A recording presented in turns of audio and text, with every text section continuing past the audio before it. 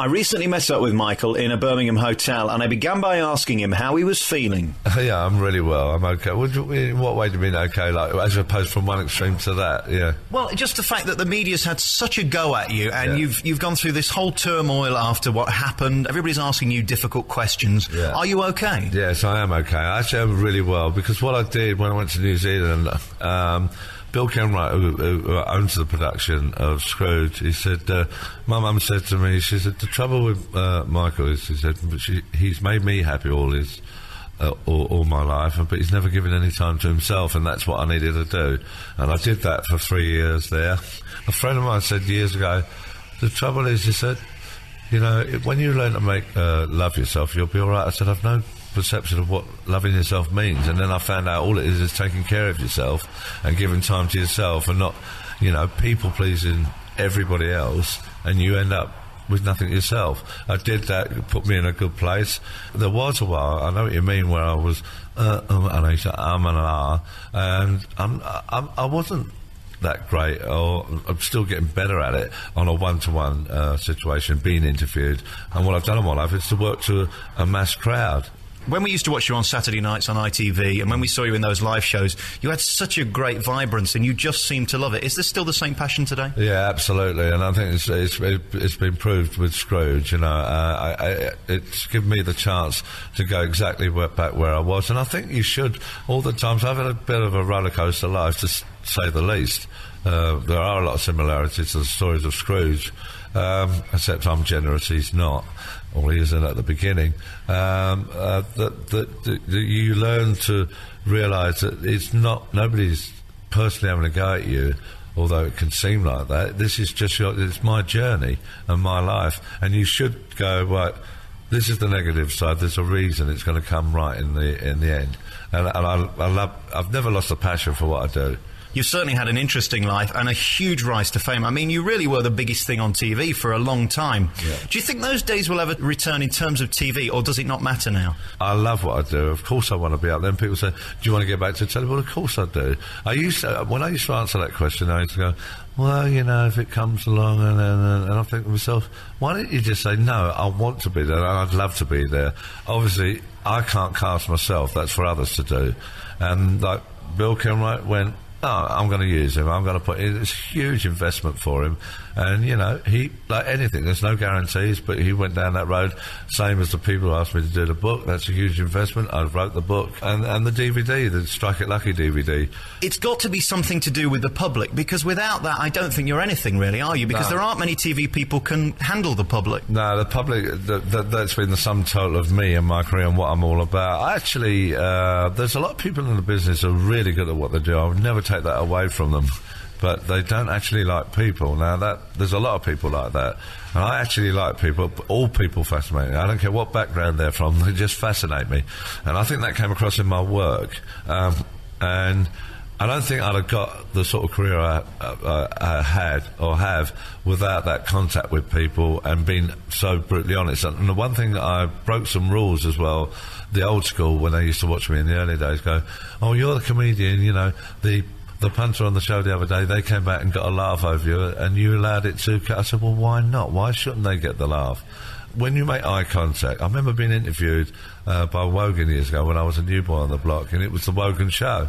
And he asked me a question, and I was looking at him in front of a live audience, and I realised he wasn't looking at me or listening to what I was saying. No disrespect to Terry, probably was in some other planet at the time, and I realised he was looking at his cue card, and I waved my hand in front of him, and he went, oh, stab me vitals. I said, I'm over here. I'm here. And he didn't really know what I was talking about, and I just learned from then on that to be honest is the best thing. One of the things that I loved about you, particularly with the live stuff, is that you come across that you're a liability and that you're dangerous, but actually you're not. You throw people out of your audience, but they're in on it that it's a gag, and therefore it's okay. You have followed my career, haven't you? I used to open the show, my live show, because a lot of people, because I've been in telly so long, forget that I started out as a live performer, stand-up. You know, in the early days, I used to get paid off and dying on my backside, loaded in the clubs, my training ground, and doing the stag do's, hen parties, working men's clubs. I won a talent competition and started doing the clubs, and I remember getting paid off yet again at another club, and I said to the bloke, I was 19, I said, oh, I could have gone to Lambda. He said, you should have done your crap. You know, but I still got up the next day and went back for more. Let's start at the beginning. What were you like as a child? Actually, I was a very good kid. Well, according to my mum, my brother was the one who misbehaved all the time. Apparently, I think maybe I was just playing with my mum. And I'm the youngest. So the youngest one is always accused. I mean, I was brought up, Dad left when I was 11. We were poor, as in no roof over our head, but we're pretty near it. My mum did 3 jobs in a day, all week, just to keep 3 of us together. Otherwise, we'd have been taken away. But you always get accused as being the last born of being spoilt, because the others have grown up and you get pocket money off them. But as a kid, the humour started very early, and I just found it was very powerful. I wasn't the best fighter, so if I needed anybody sorting out, Mickey Jarman did it for me, because I made him laugh.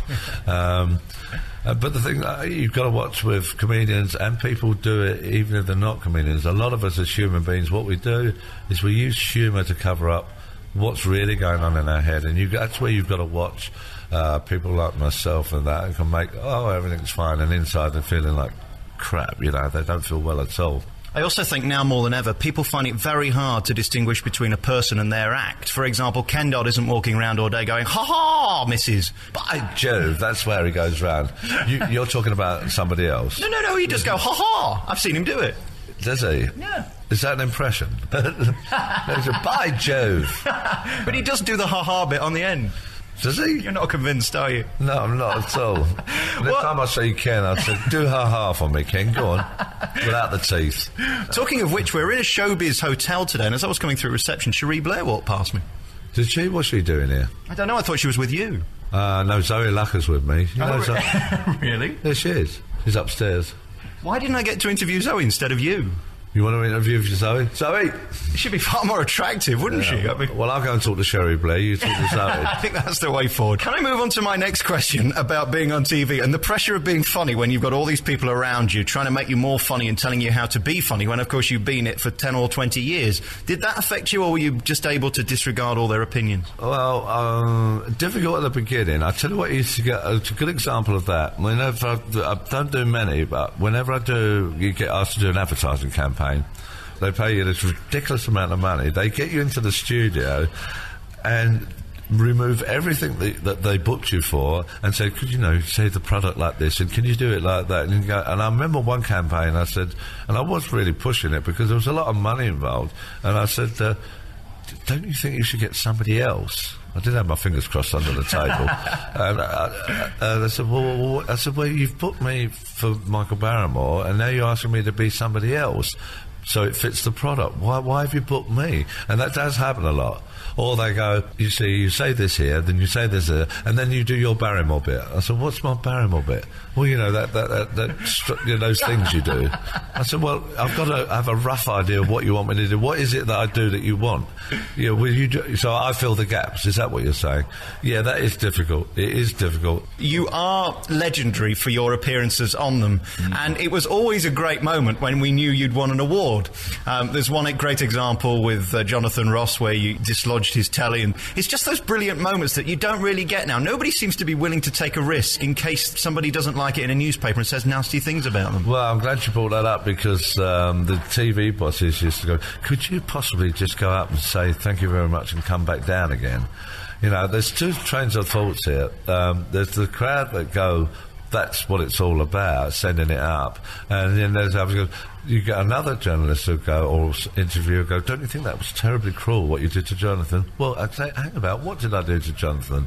I said, Jonathan, can you manage to do an evening without an autocue? Pulled his autocue out, ripped it out, threw it over the back of the set. Now, but, if you know the business, he's got another large one up there. There was a commercial break. They put it all back. Yeah, I mean, I didn't know that at the time, but I knew he wouldn't be floating around with nothing. OK, we're going to move on and talk about the next part of your life, which was a million miles away from show business and award ceremonies. I want to talk to you about the death of Stuart Lubbock. We should say that you were found innocent of everything in a court of law. But I think it's fair to say you probably didn't come out of it very well in terms of your PR and your reputation and the public's perception of you. Two very honest questions for you. Do you think you reacted badly to it? And secondly, do you think the press gave you a far more difficult time than you deserved? It's a combination of both. I mishandled the situation. You know, nobody's trained in how to deal with tragedy. You know, when you consider I've been in people's front rooms all my life, making them happy, how do you deal with remorse on a public scale? You know, it's not something... You know, that's where I did get into the umming and ahhing thing, and then not feeling should I say this, shouldn't I say that, is it right to say this, instead of just saying it. I can do it now.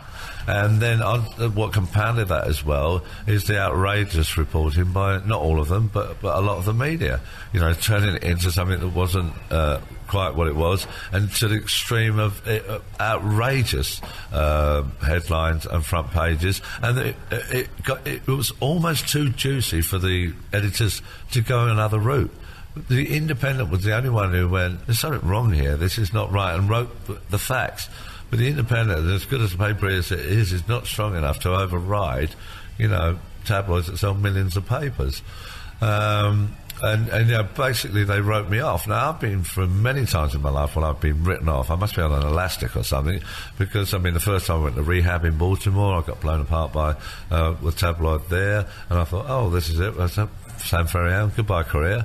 Public supported me coming out, you know, again, not...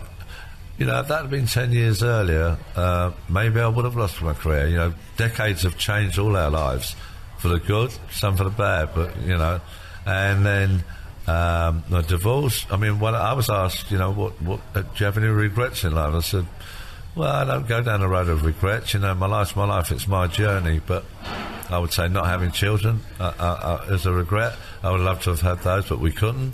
And not having an amicable divorce. You know, the fact that it was so battling in front on a public stage. And I suppose the combination of that, and it took time for me to come through to realise, hang about, I mean, I'm not standing for this anymore. It's not fair. You know, I don't see why I should be bashed from pillar to post for something I'm not responsible and I have nothing to do with. And it's just convenient because of my surname to always put it in the headline, whether it's got nothing directly to do with me. And then in the subtext, about halfway down, you key, oh yes, of course we know he wasn't responsible and had nothing to do with it. Well, you know, people don't read. When you're driving past, you'd see a really strong headline that's really damning you. You know, that's what goes into people's minds, and it's taken a long period to, you know, I had to deal with me first. That's why I went to New Zealand. I didn't run away. You know, I was at home in this country staring at brick walls. It wasn't healthy. I'd have ended up 6 foot under, and it was a survival thing. But I'm not fearful of it anymore, and I do agree with you, you know. I perhaps didn't deal with it very well at all, but then I haven't got a book on how to deal with life. Is there any worse feeling in the world than opening a newspaper in a morning and seeing your picture on the front page and a headline that is not positive towards you? Oh, absolutely. I don't think all the years, I mean, I've had many years of press and following to that intensity and, you know, being followed all the time by motorbikes, being followed by cars, outside my house all the time, helicopters over the house taking shots, so your garden's even any sanctuary. I mean, it's not, I wouldn't wish it on anybody, but I dealt with it, and I dealt with it in the way I needed to. Sometimes I struggled. I did wake up one morning and thought, I don't know, I'll be better for out of this. And I thought to myself, what the hell are you talking about? Just put yourself in the shower, put your clothes on, and just put yourself in the day. And, you know, I'm not going to make any excuses anymore for keep having to, you know, go down a road of going, well, I'm not sure, well, no, you know, and just be very positive. You know, I have to get on with my life, as does everybody else. And moving on to Big Brother, where people got to see you again after all the bad stuff that had gone on. It was the first time we got to see you. Was that a mistake, or are you glad you did it? Well, at first I said no to it, but I've got to say, just quite clearly, I was glad I did it. Absolutely. You know, it was really intense in there. Most of the crying at the beginning was me reacting to how fantastic the public were for when I went in. It was like rehab with cameras, and I've done enough of those. Michael Barrymore talking to me recently in Birmingham about his life and career. The Alex Belfield In Conversation podcast.